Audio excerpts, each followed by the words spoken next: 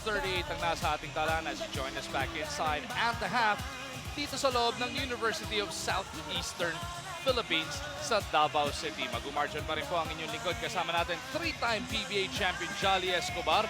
Grabe yung first half, digdigan bago makakawala at the tail end of that second quarter ang Rain or Shine. Well, nakita pa nga natin ang ejection na eject dito si Coach Engiao at mukhang talagang nabuhayan din itong Rain or Shine. Nakupunan niya first quarter easily won by Rain or Shine 27-19 at yung pati yung second quarter nakita tayo ng mga magagandang ball movement pero yung depensa nitong Rain or Shine kaya naman they have a nice lead going to the third quarter. Yun yan, sometime in that second quarter, nakadikit itong Meralco, doon na thrown out si Coach Yeng Giao. And then after a couple of minutes of basketball, nabuhayan na ng tuluyan ng loob ang Rain or Shine to establish this 13-point lead. Tama nga partner, very evident sa numbers. 15 assists ang Rain or Shine, 10 lamang ang Meralco Balls. Fast break points, ilang beses natin nakita. Itinakbo ng Rain or Shine ang bola, daming beses. 16 na fast break points, 6 lamang ang Meralco Balls. Pati sa turnovers, tatalo pa rin ang Meralco Balls. Ang dami sa kanila, 10 points of turnovers. Because of those turnovers, 11 puntos. Rain or Shine, points of turnovers.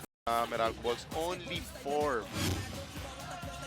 Mark Macapagal leading all scores with his 11 points. Dito naman sa kabila, balansyadong na atake ng Rain or Shine. Very nice points, Brett Jeff, Chan, Jeric Tech, 8 apiece. Raymond Almasan, di malayo at 7. At yung kay Mark Macapagal na 11 points. Nakita natin a couple of 3-pointers.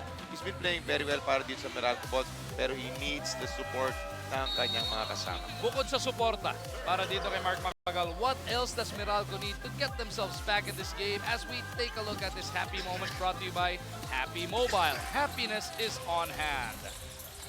Alam mo, Bago, we were talking about Meralco Balls' defense. Actually, sila ang may stifling defense at saka magagaling pa ng mga rebounders na mga Clifford Hodge and mga etong sila Sean Anthony. Pero yun na nga, again, ulitin ko, a dose of their own medicine. Sa kanila, ginagawa ng Rain or Shine.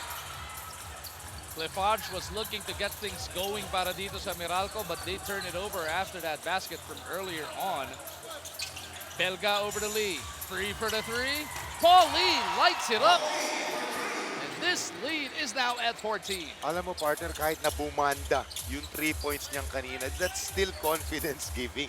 Kasi diba parang kahit anong bato ko, papasok. Kasama ni Belga at Lee, etong sina Norwood, Jericho Cruz, and Jeric Teng. Hodge step to the left jumper. Tiubra, kasama niya sina Cortez, Hugnatan, David, and Dillinger. Norwood on the attack, gets it out. Teng nakadalawa na kanina yan. Hindi makakuha yung pangatlo, but he gets his own board. These little things. Meralco Balls have to pick up yung mga loose balls na ganyan.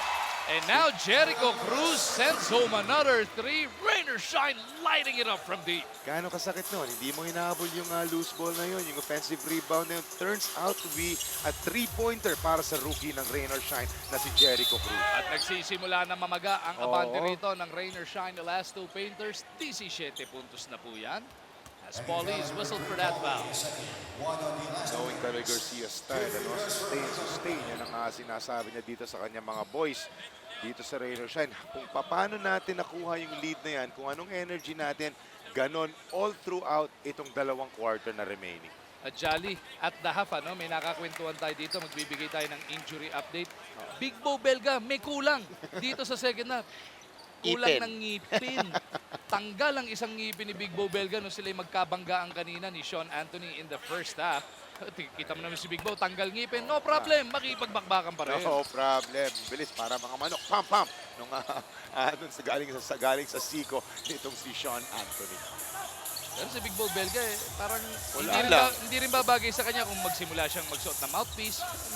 Mawawala yung pagka-enforcer. Okay lang, sikuhin niyo ako, di ba?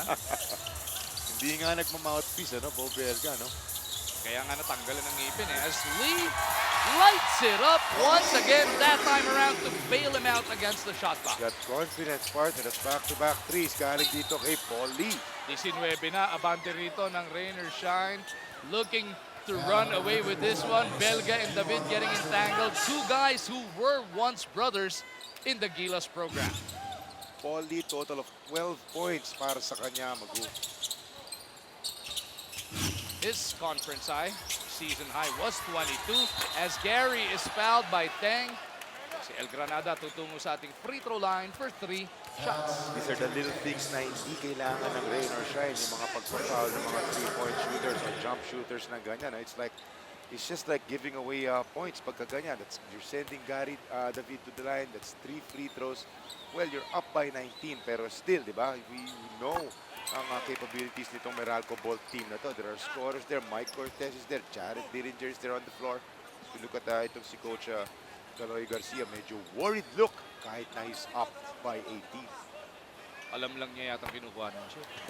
Para makita ni Coach Cheng na nagtatrabaho naman siya. Alam mo, Seryoso. ako nagugulat ako, Jolly, kung paano pa nakakasakay ng eroplano si Gary David. Okay. Eh, di ba El Granada nga ang moniker? Pag nakasabay mo, huwag mo tatawagin sa moniker.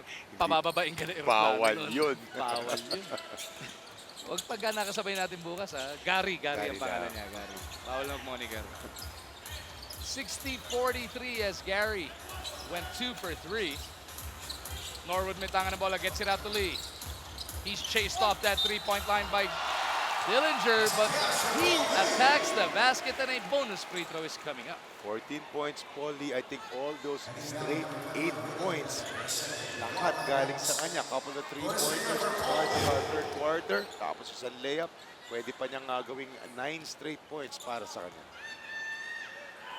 And he does. And on top of that, he has 6 assists. Paul Lee, as we see Coach Norman Black, very worried now. Eh, 20 na kasi ang abante rito ng Rain or Shine. Timeout muna para sa Meralco.